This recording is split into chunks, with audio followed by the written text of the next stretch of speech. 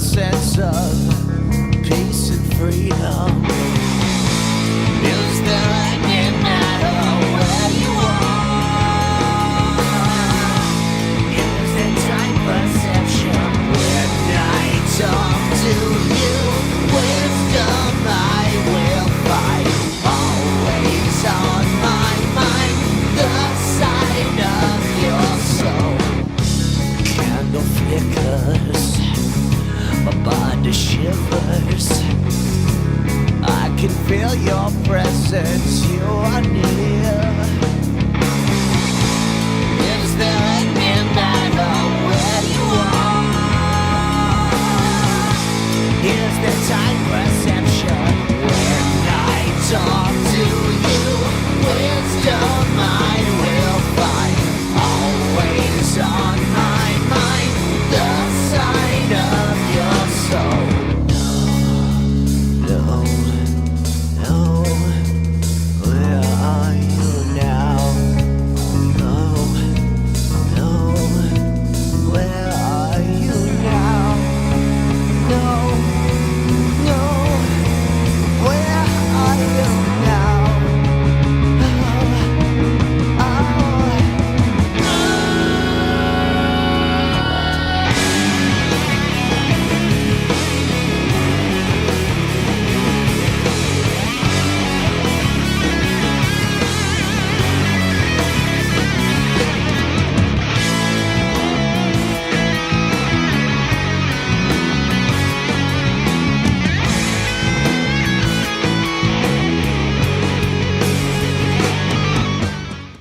Hello, welcome to another Fuzzy Hound show. Today we are very honored having Bjorn Englen right away from California. Is it southern or North California? South California, yeah, Southern California, Los Angeles, yeah. Okay, we are honored to have you, Bjorn. Welcome to our show. We are going to have a small music conversation.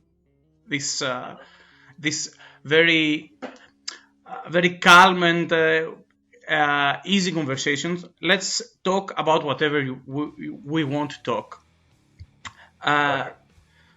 We were talking now outside of this meeting. We were talking about the weather, and the weather is going really, really crazy right now. Yeah, it's been back and forth here this last few weeks.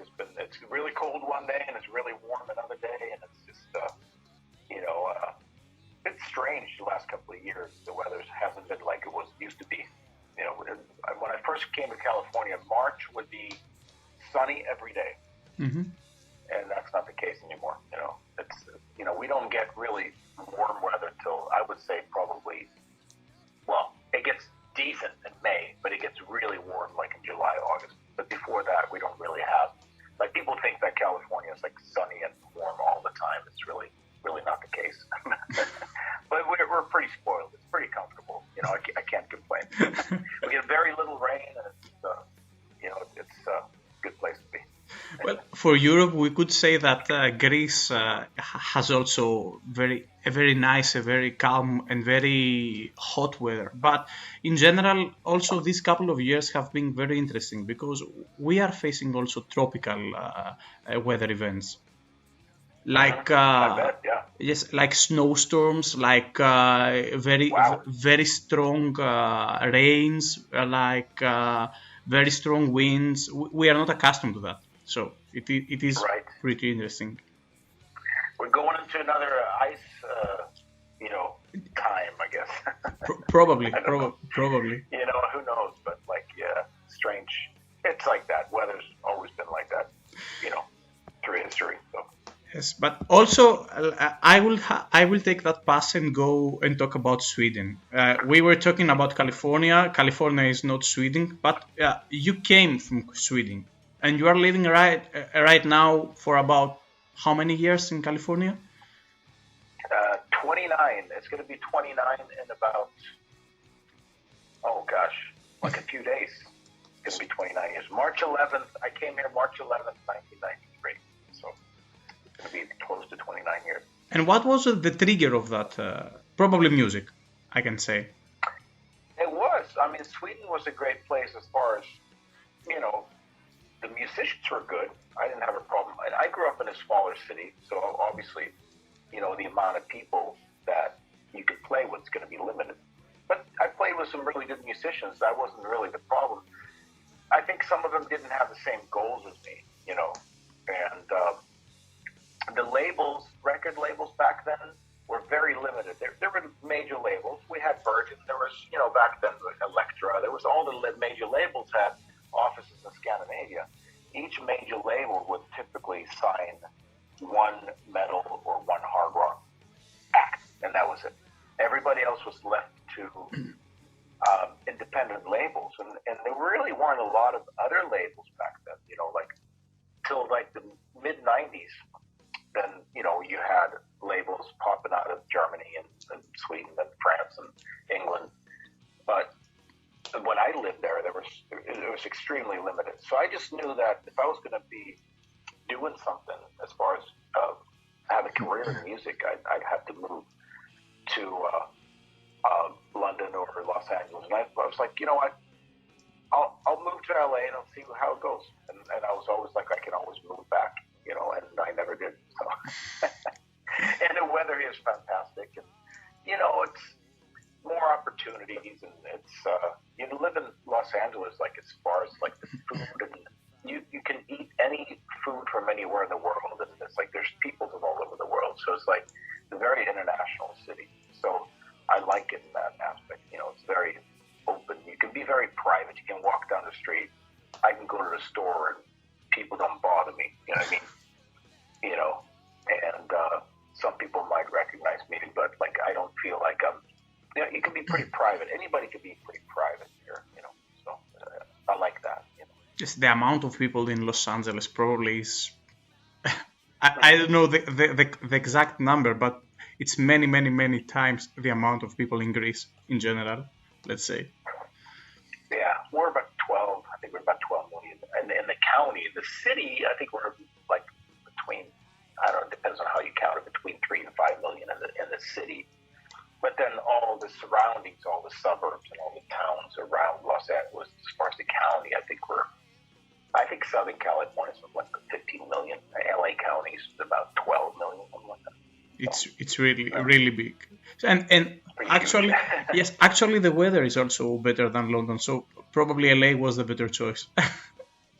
Oh, absolutely, yeah. And you know, I love London and I love Sweden. You know, I mean, there's a lot of great places in the world. You know, I love Greece. There's a lot of wonderful places, but for me, it was kind of like I came here and you know, it was you know, especially back in the 90s, there were studios, and I would actually drive to studios and record, and there was tons of recording studios and tons of bands, tons of artists, tons of work locally. I didn't have to tour to work. I could just go to studios and record all the time, and it was different. You know, the 90s wasn't necessarily good for rock music. It was pretty terrible, actually, for rock music, and it was actually a nightmare. I thought the opposite. Very bad time for me to get here, but yeah. Well, I thought the exact opposite. I thought. No, in Europe was the opposite, because in Europe it started booming. All the music festivals and the record labels, it was different in Europe. It was the opposite. But the 90s here were absolutely horrible. It was very, very, very depressing. And I kind of give myself credit for toughing it out and staying here. But when I became a working musician, I was more of a freelance player, you know, in the 90s, and kind of saved me in lots of ways, because there was always work. You can always work and play and all that kind of stuff, you know. It was like they dropped a nuclear bomb on the Sunset Strip. It was like there was nothing left. You had cockroaches and 2 cars behind the Whiskey Go-Go on a Tuesday night. It was not like the 80s when there was thousands of people walking up and down the street. It was the complete opposite. And then all the bands were like, well, if we want to get a record deal, we have to start playing grunge music. So even bands that didn't like grunge started playing grunge music. And it was just bizarre to me. It was just like, what is going on? It was just very weird, very strange. It's the hype, actually, the Nirvana hype. So. Yeah.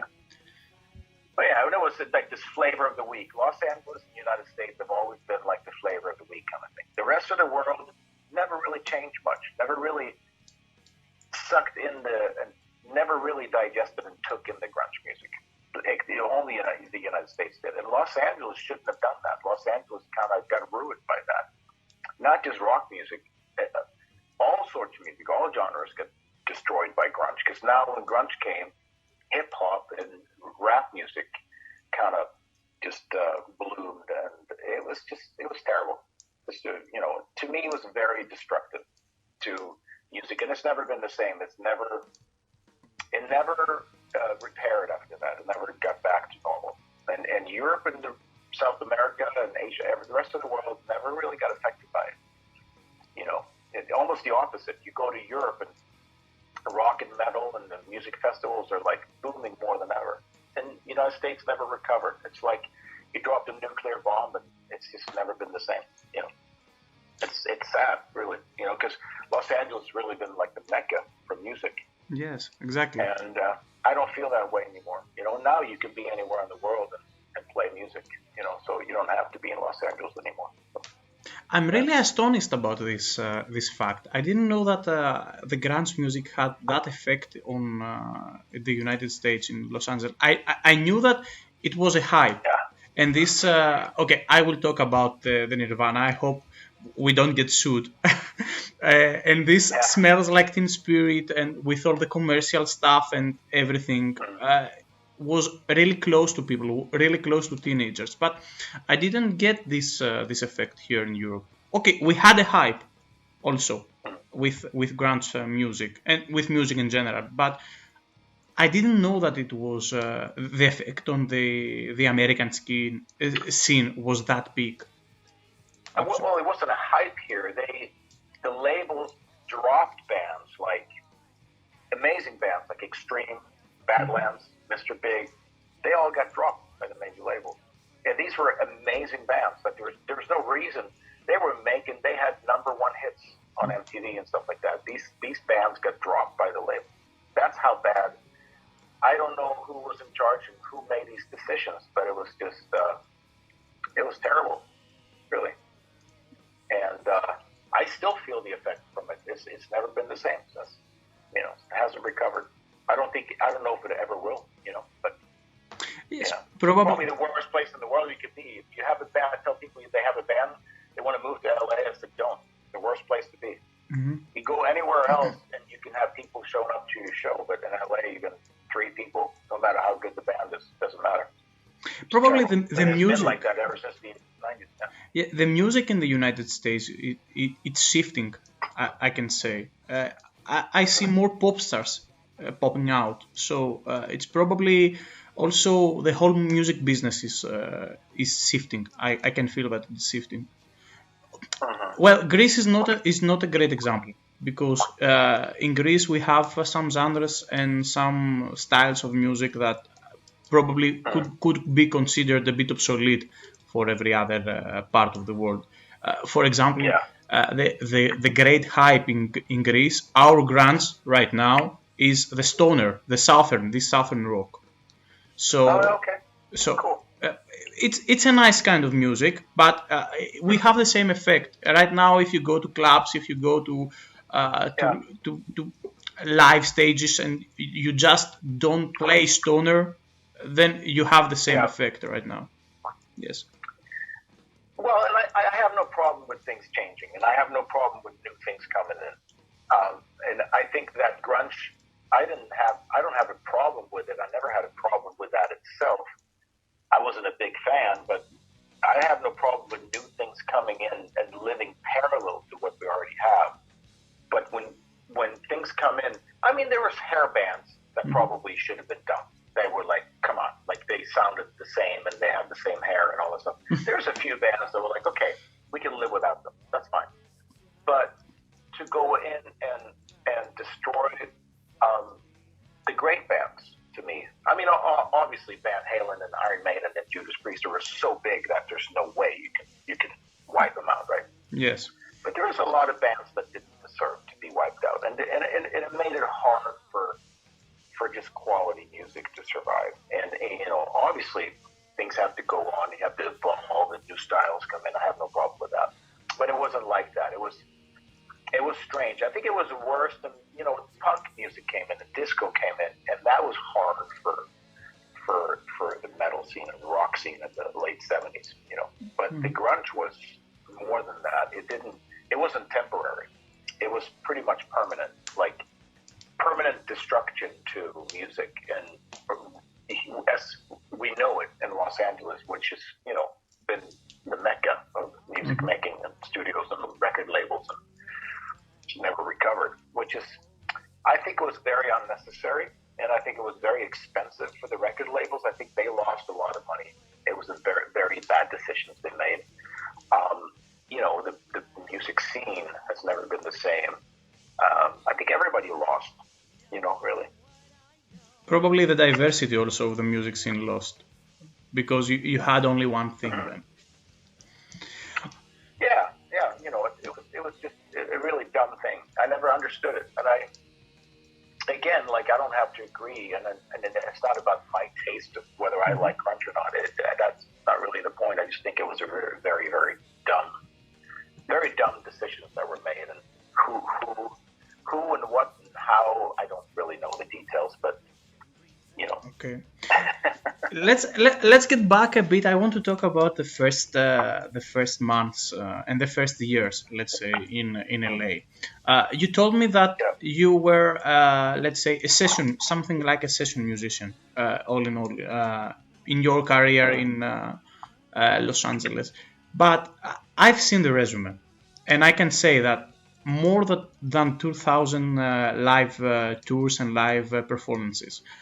More than 60 albums. So you have these things, and I cannot consider that you are a session. You are too modest about yourself. Just talk to me about the first month. You told me that it was difficult. Was it difficult finding the right people? Was it difficult going to stages and play? And how did you manage? Of course, you can get credited about managing those difficult years, but tell me about the details. Oh, when I first came here and when I first started playing, well, I was kind of lucky because I was got picked up by a band at this music school that I was attending, and these were the band was made up with all teachers from the school. So they saw me, and I would run into these guys down the hallway, and we became friends, and they were looking for a bass player. So they picked me up, and we played around town. We played all the classic places, Whiskey Go Go, and we played Coconut Teaser and FM Station and all these places. A lot of these places are not around anymore. Mancini was another place. And that was a great experience, you know. And then, you know, down the road, I'd been here for a little over a year and a half. Quiet Riot was looking for a bass player, and I was actually working at a 24-hour gym. I was doing the graveyard shift. I was working between midnight and 8 o'clock in the morning, and I was sitting to practice my bass and work out and talk to all the people that came in. There was, you know, movie stars and producers and mailmen and all kinds of people that would you know, postal workers. I mean, all kinds of people that worked in all sorts of fields that were like bodybuilders. I became friends with a lot of people. And it was a friend of mine one time came in the middle of the night and said, hey, look, and threw the entertainment guide on my desk and said, listen, Quiet Riot's looking for a bass player. So I sent in, back then there was no emails, there was no internet. I mailed in a package with a picture and a cassette tape with a couple of songs that I played. And they called me back, and I think they had about 120 demo tapes that they got, and I think they tried out about 40 bass players. And they picked me, and I went on tour with them. And you know, when I came back, I didn't really use that to my advantage to say, hey, listen, I just got off the road with Quiet Riot to get other gigs. I just decided to become a working bass player. So I just became a session guy, kind of played on people's albums, things like that, and played a lot of gigs around town, played all sorts of styles of music, reggae and Latin and jazz and everything. Really helped me become a better bass player, for sure. Just throwing myself into the fire, so to speak. And down the road, you know, you meet one guy, and you get one gig, and then you meet another person through that. It sort of snowballs to, you know, to do more and more. And if you do well, I think, like anybody listening to this, the advice I would tell them is, like, just do really well gigs that you're doing, and then that's the only way they can lead to other things, you know. So that's kind of how it works, you know. But so when I played my first show with Yngwie in Malmsteen, Uli John Roth was watching us, standing on my side of the stage watching the show, and right after he said, "Now you have to play with me." You know, I don't like to rehearse either, so I had no rehearsal with Yngwie. I just showed up and played the show, and Uli saw this and he was like, "Oh my God, this is great. Now you have to play with me." And then, you know, things kind of snowball, you know. One gig leads to another. So that's sort of like how, really, I mean, I might have been a little slow about things. I haven't really been, I'm not the person who, I'm not a kiss-ass kind of guy. I don't go out and like schmooze and, you know, network and, you know, try to schmooze with people and stuff like that, which is probably not a great thing, but I've never really been good at that, and it's just not really my thing, you know. So my career probably could have happened earlier, but, you know, it is what it is. I think I've done some pretty good stuff, good things, and I've traveled around the world, and I've played some good shows and stuff, so I'm pretty happy, you know. And you just answered my other question that I had in mind. So if this was a choice about experience and about knowing other stuff and other styles and other bands and other people, or just a matter of earnings, because if you did go to many gigs and to many sessions and stuff, obviously you could earn more, but you just told me that you were the guy, you wanted to learn and experience new things, new styles, new stuff, different bands, different music. So yes, I really respect that. It's very, very important for a musician to experience new things, because most of us and who play just an instrument and want to do something, we just focus on one thing, and I'm doing that, and I'm very focused and I'm very targeted on that, but at the end of the day we are not pushing ourselves. I agree. I think like anything in life, talking to new people and doing different things will help you, you know.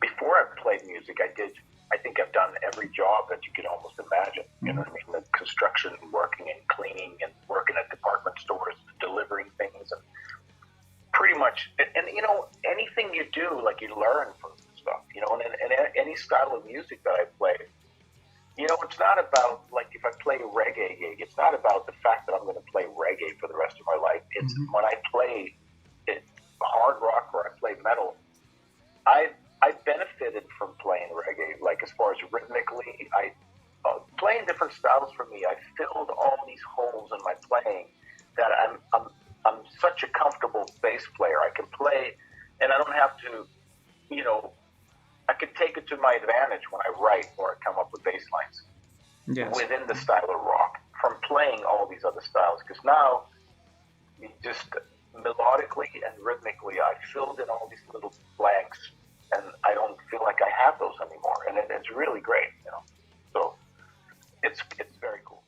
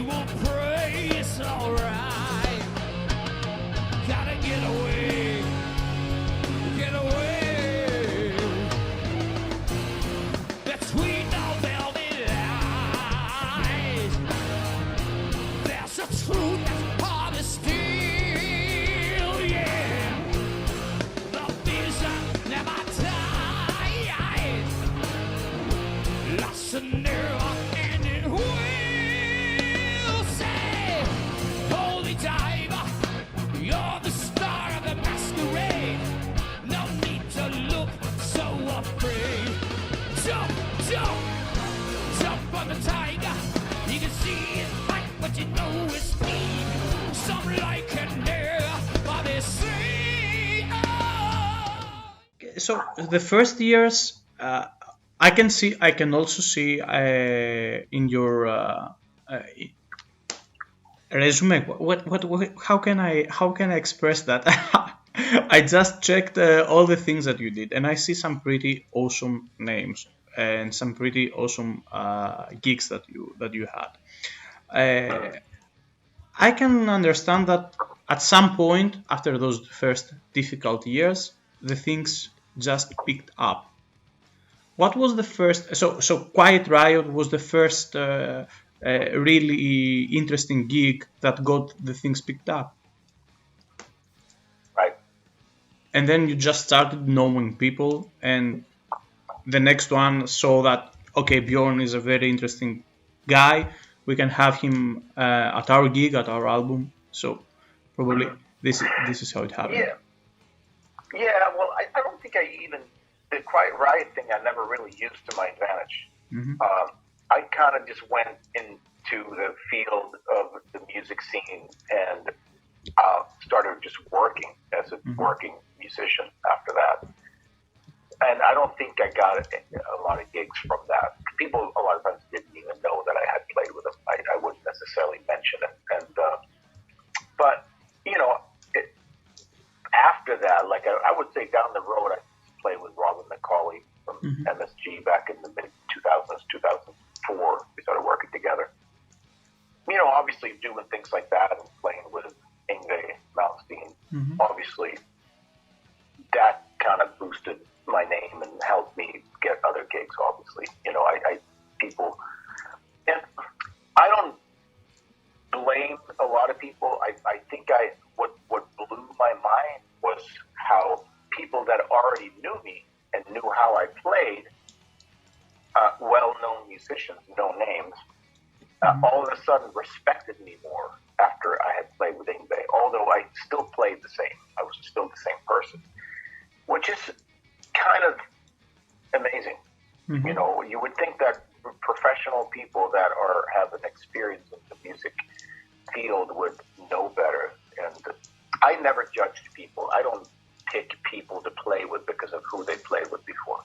And that's why I was very surprised when people all of a sudden liked me better or respected me more. It was just kind of bizarre in a way. I don't know how to describe it. Like, oh, now I'm good. Like I still play the same. I'm still the same person. It was very strange to me. I don't understand it. Still don't till this day understand it. So it was the best publicity. It was the best publicity after all. It was great publicity, yeah. For people that didn't know me before, I don't blame them. But the people that knew me before, personally and musically, that they all of a sudden liked me more, that was surprising. Strange, we could say, yes. Very strange, yeah. So it's almost like they don't trust their own judgment. They need validation or something from some point. I don't understand. I don't get it, but hey, that's people. What can you say? Yes, and just we are at the subject of Malmsteen. Can I ask how was he like? Because for us, he's a great guitarist, great idol in general. We look him up, and of course we can. Speaking for me personally, I can never play like him actually, but it's a great point. How was he like? How was he like during the recordings, during the gigs? You know what? I love working with him. He was very professional, and it was really pleasant working with him. Obviously, he's the boss. He's in charge. It was great. I loved it. Everybody's different in how they work, and how rehearsals go and all that stuff. It was a very enjoyable experience for me. And he was a very pleasant guy. He was, funny but very professional, very serious. And one thing that I liked about him was if somebody made a mistake, which is kind of rare that anybody made a mistake, but if something happened with somebody on stage, he never turned around and acknowledged stuff on stage, which is rare. But I think it's very professional, and that's part of why he's so successful. You don't do that. You don't turn around. If the drummer makes a mistake, you don't turn around and look at him. It looks very bad. He would never do that.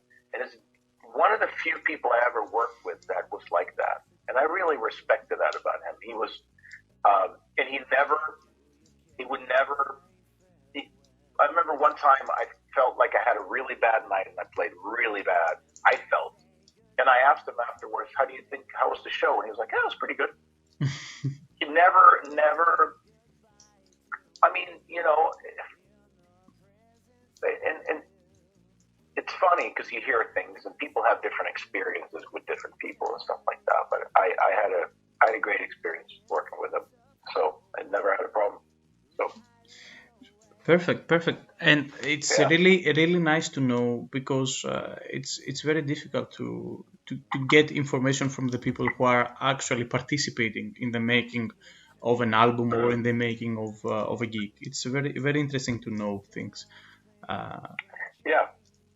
And you know what? You know, people, like I said, people have different experiences, and I can't speak for anybody else. Mm-hmm. I can only speak for myself, you know, and I'm not going to lie, and I don't have a reason to lie, you know. And I'm glad I had a nice experience with him, because he was always the person I wanted to work with since I was a kid, and I'm you know, I'm glad, really happy that it was pleasant, and you know, we never had any problems, and he almost never told me how to play, or never complained about my playing, or, you know, never, you know, nitpicked on anything really, you know, which, you know, you might hear different things from different people, but yeah. Well, anyone has his own experience, but okay, and his own opinion. Mm-hmm. Was there any? The list goes on, and I see many interesting artists and bands in which you played and with which you recorded. Was there any other artist or any other band that you say that when you look back in all those years, you say that, okay, with Malmsteen, I can say that this guy was very professional. I really enjoyed working with him. Right.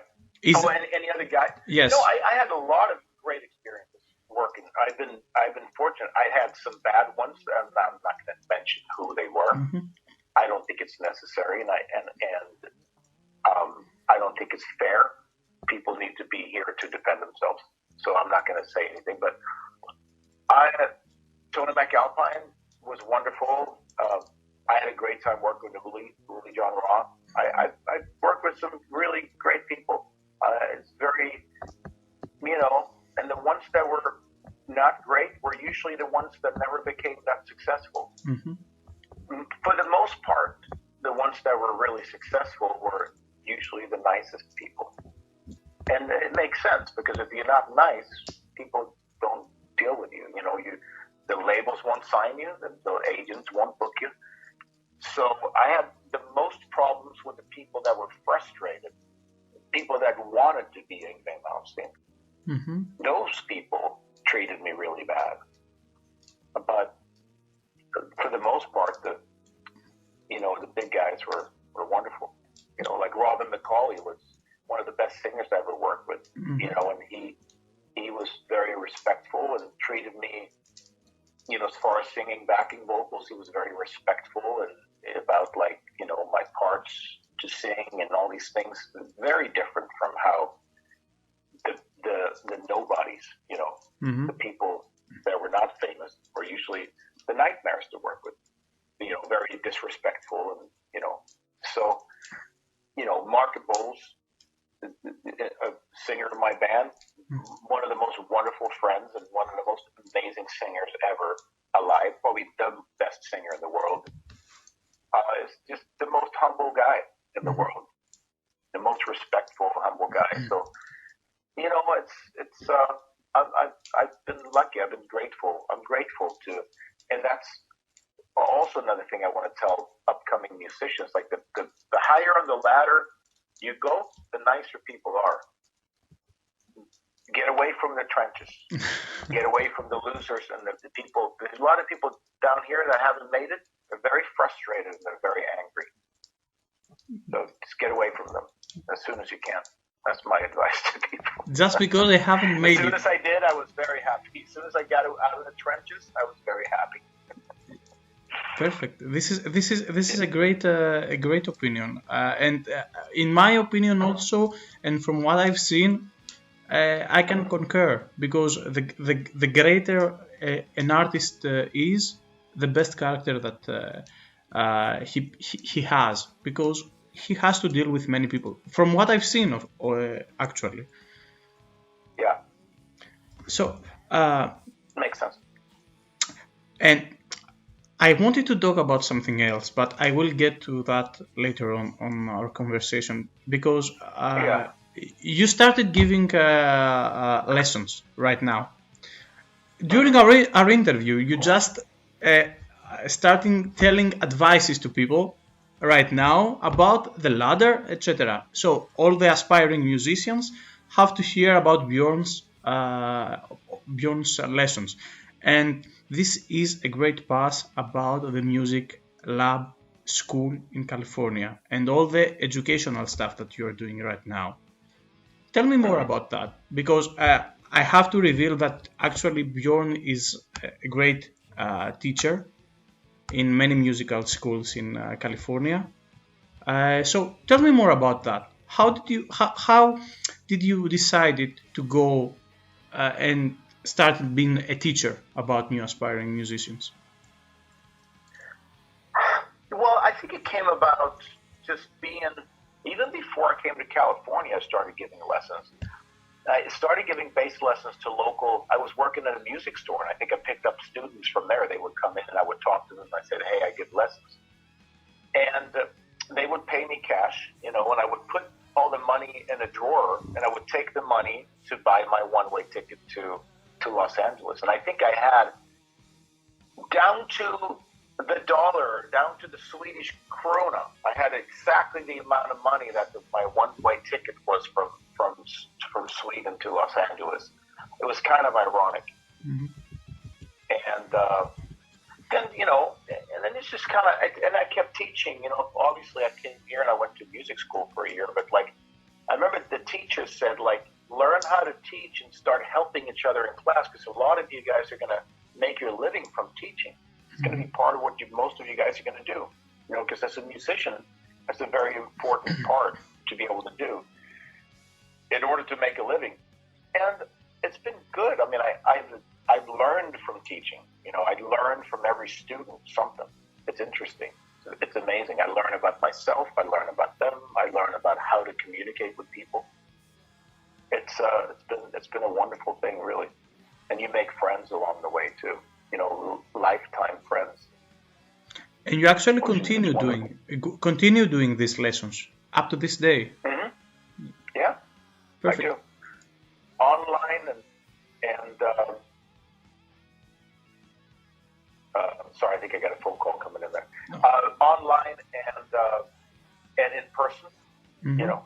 Mostly online. I mean, these days. And I can teach anybody. They can be anywhere in the world, which is wonderful. Perfect. Which is really great. And it's sometimes a little difficult if somebody's a beginner, because you want to kind of play with them and show them in real time. So that's a little bit of a challenge. If somebody has played for a while, it's not a problem. Then I can easily teach them online. So, perfect. Yeah. So this is a great opportunity for all the aspiring Greek friends that we have here and all the bass players. So yeah. I'll be sure to post these links online also with this video. Thank you. Appreciate that. Well, no problem. Happy helping a great musician. Just doing my part. Thank you. Thank you so much. Okay. Okay, and I want to talk about the spicy things right now. Feel free to refuse answering on any question. Okay, but sure. But I'll make sure I will not ask many awkward questions. I just want to know two things. During this great career of 2,000 lives and 2,000 performances and even more than the ones that I have here in my notes, are there any great moments that you went on stage and you felt really, really great, and that you can look back right now and say that, okay, this series of lives, this series of performances, or even this live, this performance, it happened something like that, and that is what I have in mind right now as a power, as a fuel for myself. Are there any great moments?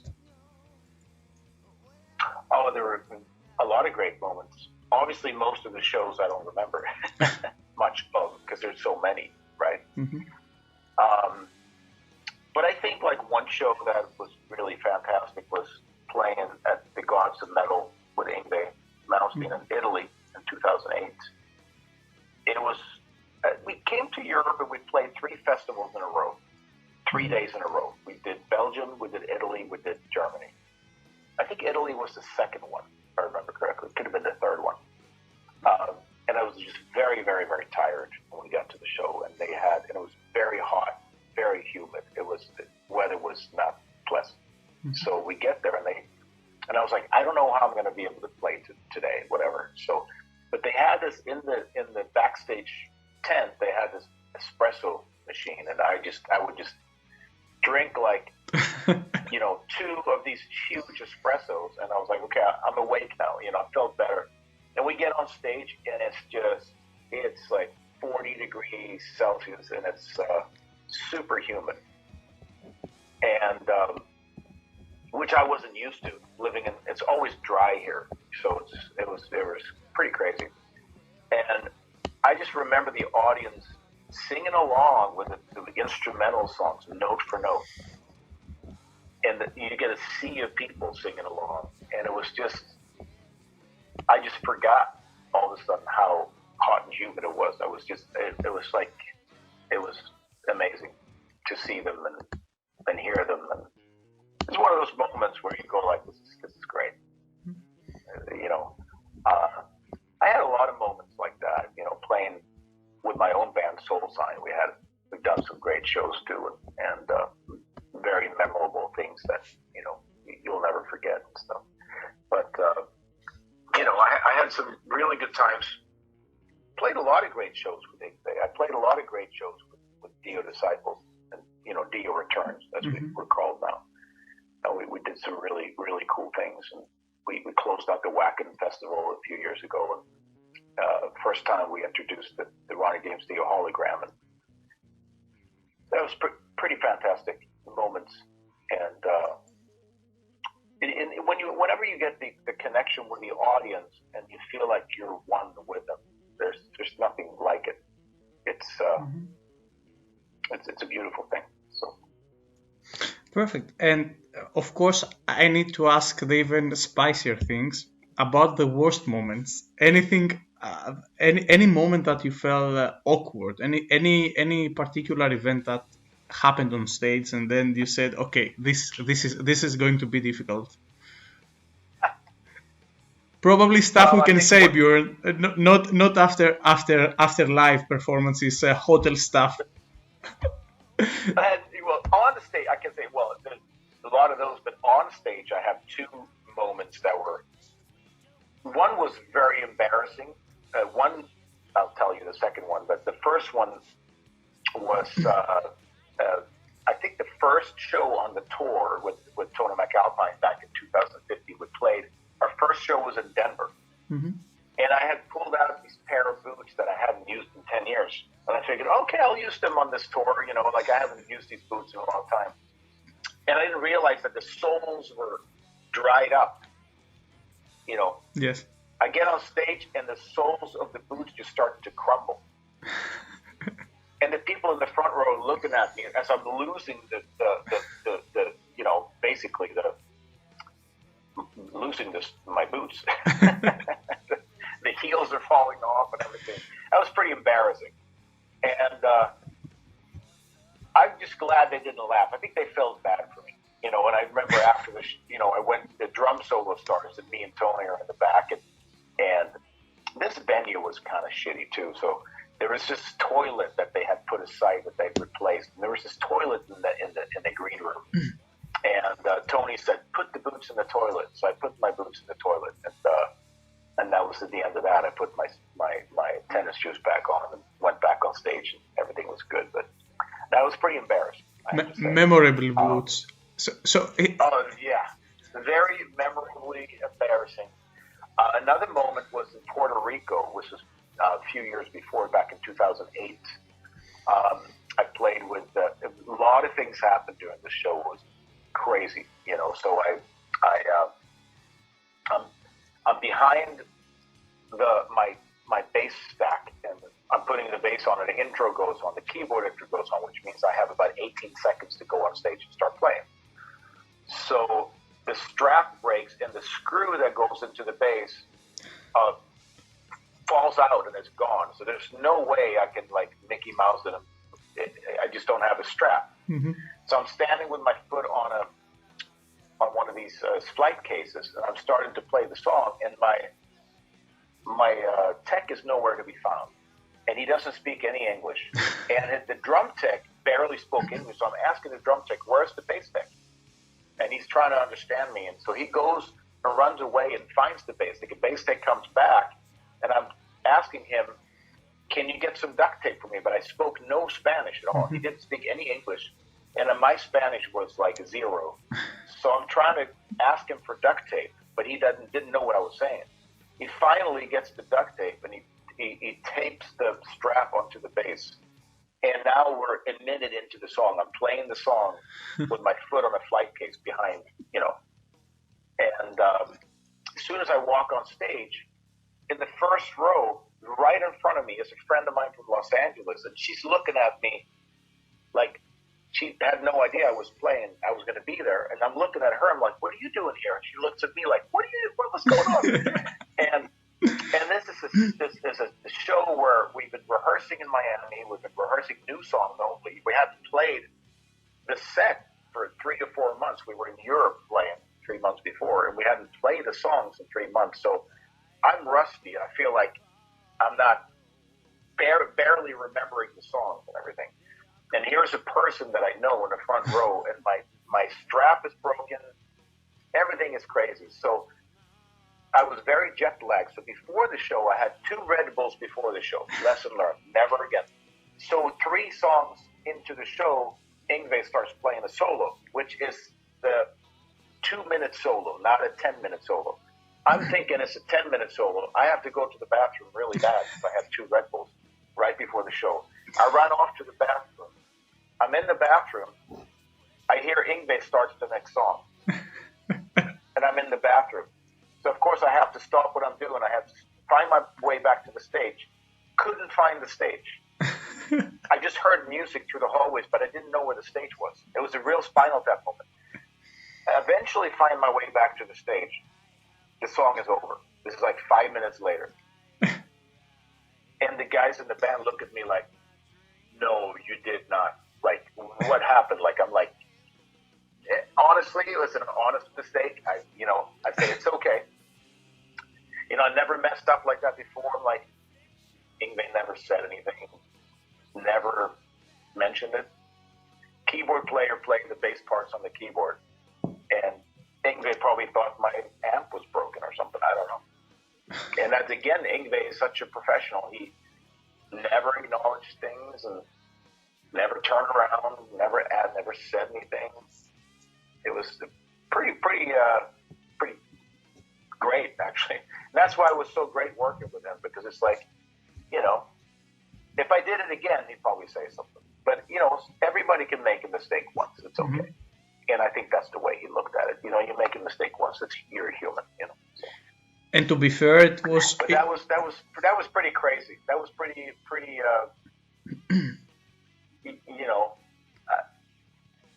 It wasn't embarrassing because there was nothing I could do. It wasn't like I made a mistake on purpose. It was a mistake, and what are you going to do? There's nothing I can do. I can't go back in time and fix it. It's like it's over. The song is over. And I was about to ask, did Ungi said at the end of the show, "It was great. It was a great show." Oh yeah, he was happy. He never said anything to anybody about it. He was like, yeah, and it was a great show. We had a great time. It was a fantastic show, and it was a very big venue. I think it was about 5,000 people from like a huge theater, and more like an arena almost. And was packed. It was a great show, and everybody was happy. The fans were happy. And, I think it would have been worse if I started playing halfway through the song.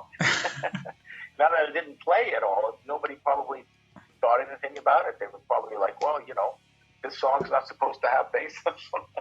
Probably, but actually, I don't know. Actually, the keyboard player played your part. So also great camaraderie, let's say. Yeah, he was Nick Marino. He was an incredible keyboard player. Really. Actually, you know what? Hold on a second. No, I think this was Mike Torrey actually playing keyboards back then. Mm-hmm. Michael Troy, yeah. So yeah, he's also a great keyboard player. So he covered. Awesome stuff. What stuff you can't forget stuff like that. It's like it's memorable. Okay. So yeah, but stuff happens. Did more things happen after the tours on hotels, on tour buses and stuff? Not in this particular performance. Probably you can't tell me, probably, but okay.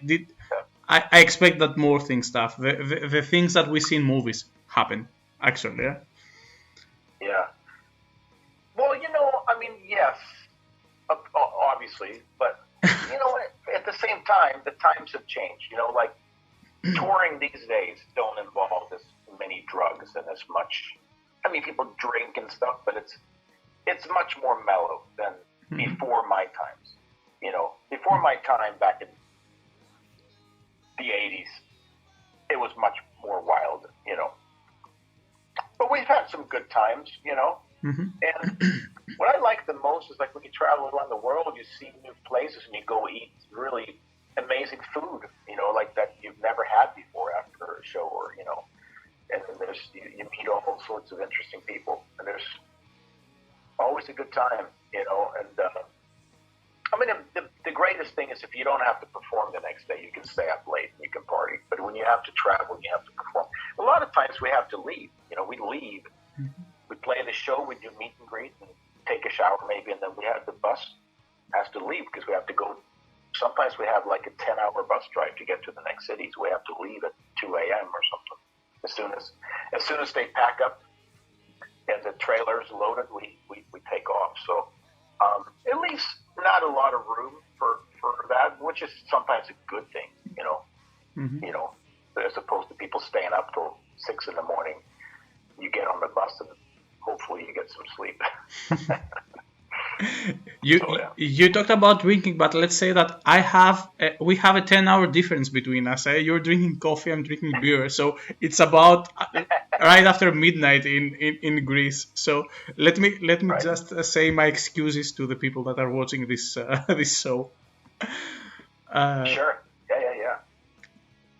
Go grab another beer if you have to. I'll wait. No, I think that it's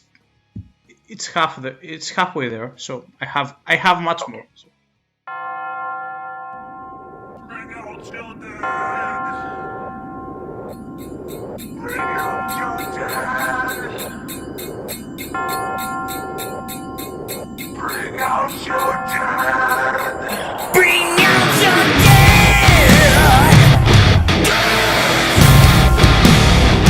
Bring out your dad.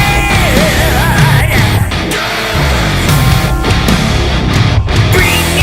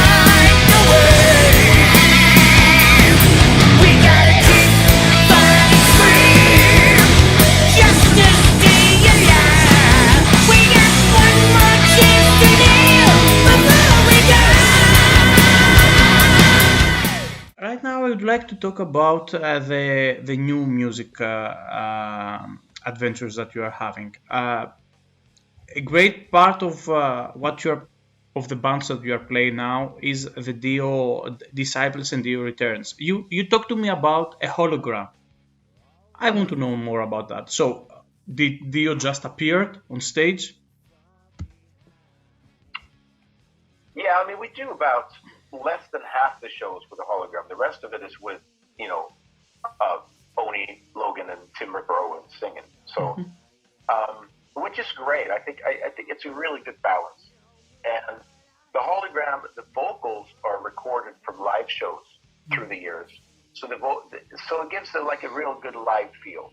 And all the other people, except for me, played with Ronnie. So we make it the way that the band plays supports the vocals really well. And it's a really nice blend. It's really enjoyable, and I think it's fun for the fans. We also have a screen that shows pictures and videos from throughout the years to entertain. So it's kind of like a nice experience.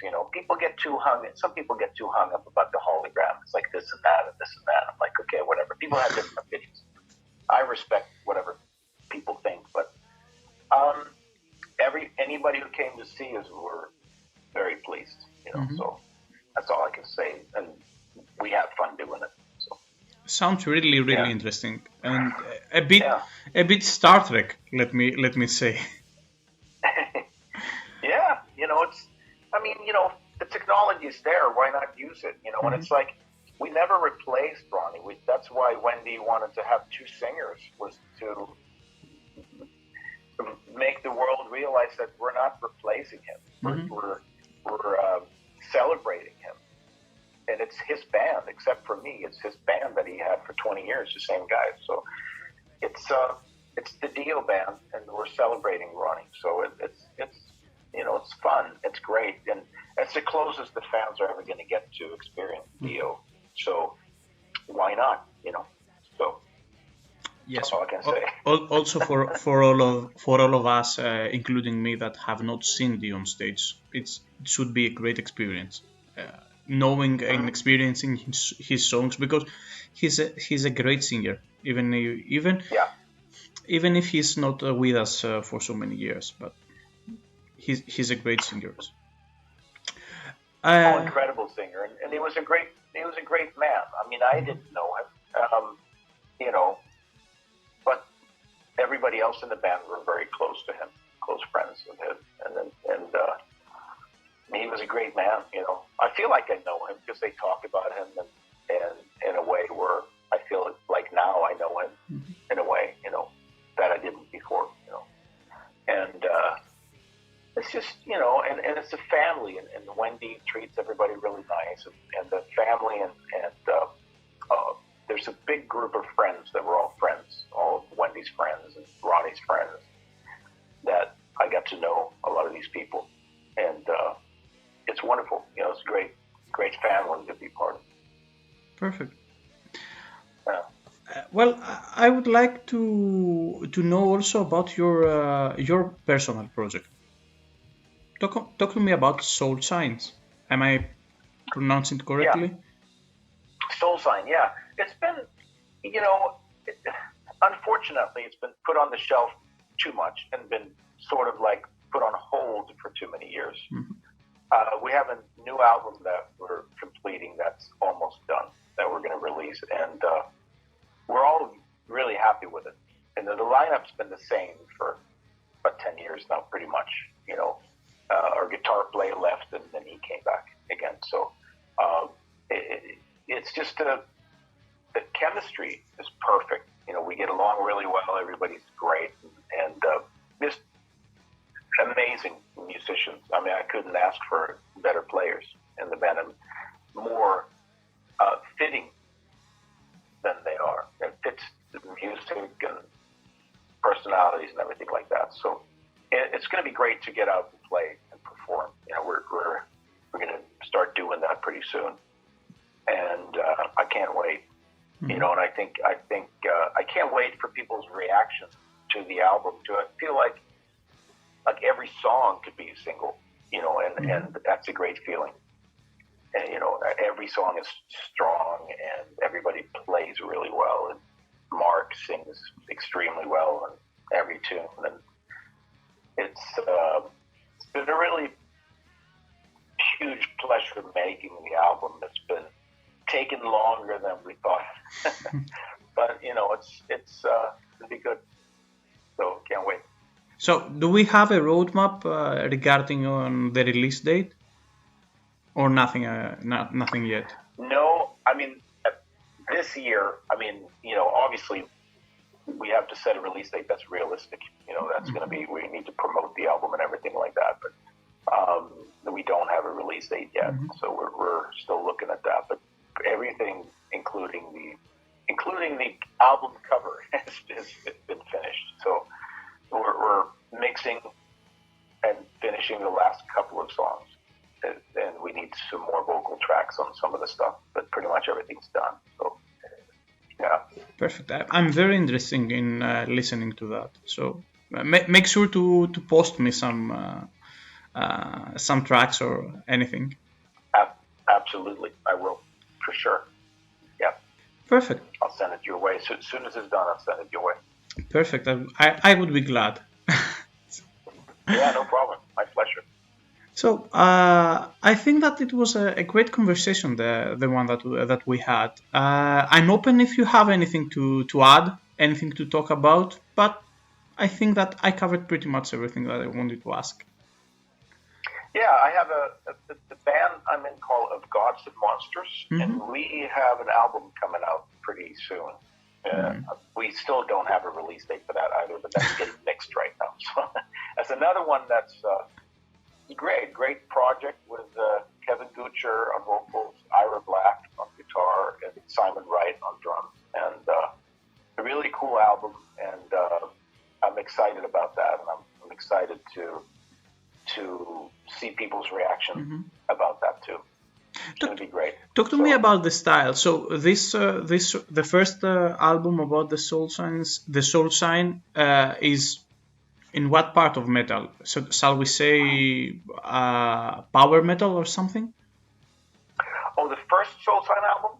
No, the upcoming Soul Sign album. Oh, very good question. Okay. I think how can I put it? I think a lot of the songs you couldn't really compare it to anything.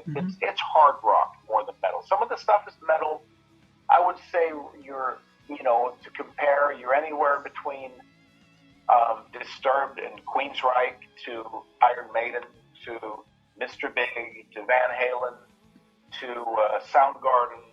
It's okay. All over the board, really. And I don't think any of the songs you're going to be like, ooh, King's X obviously is one of the influences that you might be able to hear in some of the stuff. But I don't think any of the songs anybody's going to go like, whoa, it sounds like this or that. It's really, and each song kind of has its own style too, within the Soul Sign kind of perfect colors. You really piqued my interest about that. And what about the second band? I didn't catch the name. Oh, Of Gods and Monsters. Okay, Of Gods and Monsters. So, what about this style? So, this album, is it still again hard rock? I'd say more. It's more like metal, but it's definitely melodic. Okay. Very melodic, and I don't even know how to compare that to anything either. It's I don't even know if I would call it like if somebody heard it, if they would maybe it sounds more European than American. I don't know, possibly. Okay. But it's quite unique, Perfect. But it's definitely more metal than Soul Sign, that's for sure. Two great albums. So we don't have the dates yet, but two upcoming albums that sound very very interesting, at the very least. So yeah, and they're very good. I can say that with confidence. Very good albums, and I think people are going to be quite pleased, to hear them. Perfect. I'd be happy to hear them. Both of them actually. So whenever you have something ready, even a single or anything at all, please post it in my way, and I'll be sure to find out. I will do. Absolutely. Yeah. For sure. Perfect. I think that it was a great conversation. I really, really enjoyed it. Likewise. It's not every day that I have the opportunity to talk with an artist that has a great background like yours. So it was for me also very interesting knowing all this stuff and talking to a fellow artist. So I'm really glad that we met. Yeah, likewise, man. It's been great. Very pleasant interview and great conversation, and it very enjoyable. Can I ask something as a closer? Do you have any plans on live performances in Europe? I would ask about Greece, but I think that Greece is a very small destination. Let's say it's music wise, we have great fans. Okay, this is true, but I don't know. Do you have any plans in Europe in general, for Europe in general, or Greece in particular? Let's say. It's funny that you mentioned Greece, because I know Gods and Monsters have played there before, and it's I wouldn't be surprised if we're going to return there sooner than other places. So. Perfect. Yeah, absolutely. And there's talks about tours, but now what's going on with the world, we don't really know what's going to happen. But I don't have any tour dates booked really at all right now, to be honest with you, with any band. I think we're looking at going out with the Dio band this year too, but no dates have been established, and whether it's going to be most likely United States or Europe, but nothing's been booked at this time, so it's hard to say. But the whole pandemic thing has been kind of throwing things off. I know a lot of people are back on the road now and stuff like that, but it's okay. Things are just kind of getting back to normal, so it's kind of hard for a lot of agents to book stuff, and I'm okay with that. I understand it's been rough for many of us, venues and booking agents and artists, and let's hope. We'll have to see. Let's hope that things clear up really, really soon, because it's also difficult for us, the fans and the audience, because music is a means to express yourself. So we go to concerts, we go to live performances just to express ourselves, to listen to our favorite songs. So it's very difficult also for us. Right. Yes. Yeah. So we'll keep our fingers crossed. I'm sure at some point things are going to stabilize a little bit. So, let's hope for that. Let's hope for the best, actually. Yeah, absolutely. Perfect. Thank you very much, Bjorn. Thank you for keeping me company. My pleasure, brother. Thank you for the conversation. And I hope that I will see you soon in Greece on the next tour with either of the band. That'd be awesome. Yes, with either of the band. Just send me an email and we can meet. We can meet. Absolutely. We have to make sure, for sure. Perfect. Absolutely, brother. Thank you very much. Have a great night. Have a great day. I will have a great night. Thank you. Yeah, it's only 2:30 here, so yeah. Perfect. The whole day in front of you. Yeah. Thank Excellent, you. brother. Thank you. Okay. Bye. Take care.